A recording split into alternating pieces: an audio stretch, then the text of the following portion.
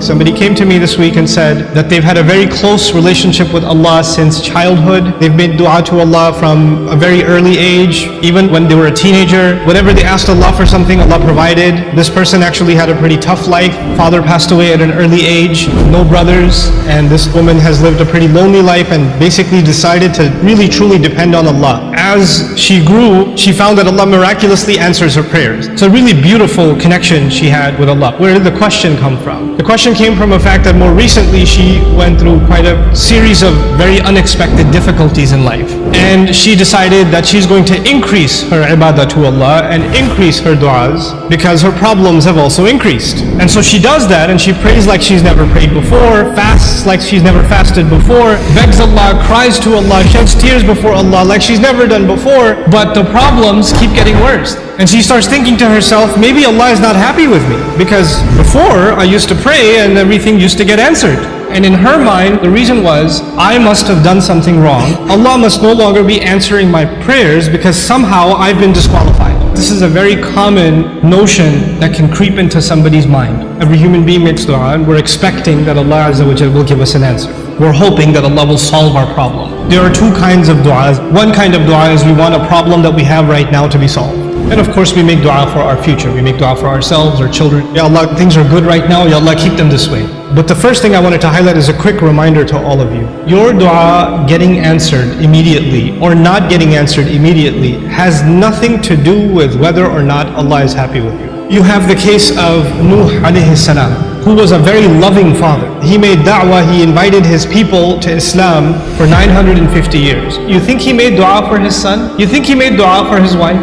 All those years, or he didn't care about them? All those years of dua, and they didn't change. Does he blame himself? Yeah, maybe I didn't do something right. Or maybe Allah stopped listening to me. The reason I'm starting with that is people that were much better than we are, they also had similar problems. Our Messenger ﷺ made lots of dua. You don't think he made dua for his uncles, his family? Despite all of that loving dua, Allah Azza wa Jalla himself tell him, إِنَّكَ لَا تَهْدِي مَنْ أَحْبَبْتَ. You don't get to guide who you love. I've met so many young people whose parents are in a haram, explicitly haram business. And the children, the son and the daughter is trying to tell the father and the mother, please get out of this. We're dependent on you, you're paying my college tuition, you're providing for us, but you're providing for us from haram income. And I'm not in a position to provide for the family right now, but this is wrong. And then they're told you're being disrespectful, you shouldn't talk back to your parents, etc., etc. Now it's the flip side, it's the children making dua for the guidance of their parents. But things aren't changing. And then on top of that are situations like health calamity, or you can't find a job, you have money problems, and you're making dua to Allah. I even did i'tikaf last year. And I kept making dua and I didn't pick my head up from sajda all night long, and still I have this problem. So the first thing I want to remind myself and all of you is that Prophets ﷺ, all of them, much before us, Allah mentions their du'as consistently in the Quran. And Allah also mentions their problems consistently in the Quran. You don't think, for example, that Yaqub alayhi salam, the father of 12 sons, made dua for all of his sons? And especially for his son Yusuf, when he lost his son Yusuf, you don't think he made dua for Yusuf's safety, that Yusuf should come back home? We know that he cried so much he lost his eyesight. إِبْيَضَّتْ عَيْنَاهُ. And all of those du'as for so many years go unanswered, and then they eventually get answered.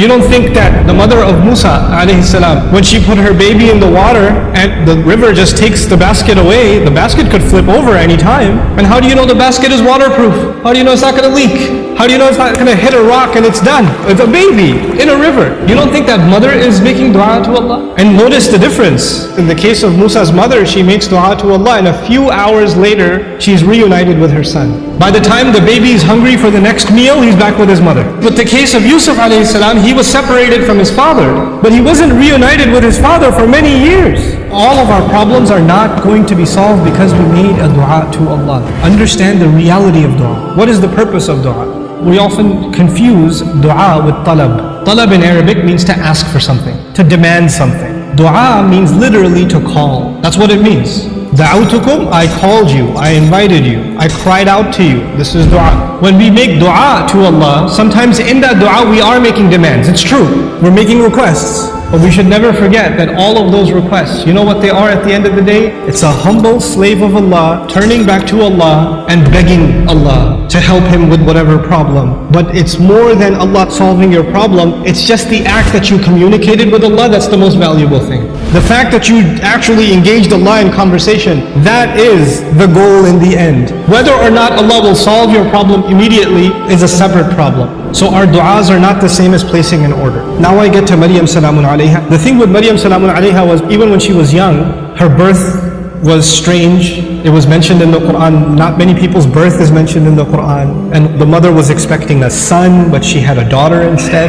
And Allah says, لَيْسَ الذَّكَرُ كَالْأُنْثَى. This girl is like no other boy. This girl is special. This child is born. She's actually given a special place in what was then the central house of Allah. And Zakaria alayhi salam used to take care of her, and every time he used to come to visit her to make sure she's doing okay, كُلَّمَا دَخَلَ عَلَيْهَا زَكَرِيَّا الْمِحْرَابِ وَجَدَ عِنْدَهَا رِزْقًا. Every time he'd walk in, he'd see food in front of her, and he'd say, where did you get these fruits? These fruits don't even grow here. And these fruits aren't even from this season. These fruits grow in the winter, these fruits grow in the summer. Where did you get them from? She would respond, قَالَتْ هُوَ مِنْ عِنْدِ اللَّهِ. These come especially from Allah. Imagine somebody whose du'as are answered in a way that's special delivery from the sky of food for this woman. And so when this sister was telling me her du'as get answered in life, I remembered Maryam salamun alayha and how miraculously Allah would intervene and provide for her even matters like food. Very special child. What I wanted to share with you is later on in life what happens to her. When she's a young woman, angels visit her, tell her that she's going to have a child. The first thought in her mind, I'm not married. What do you mean I'm going to have a child?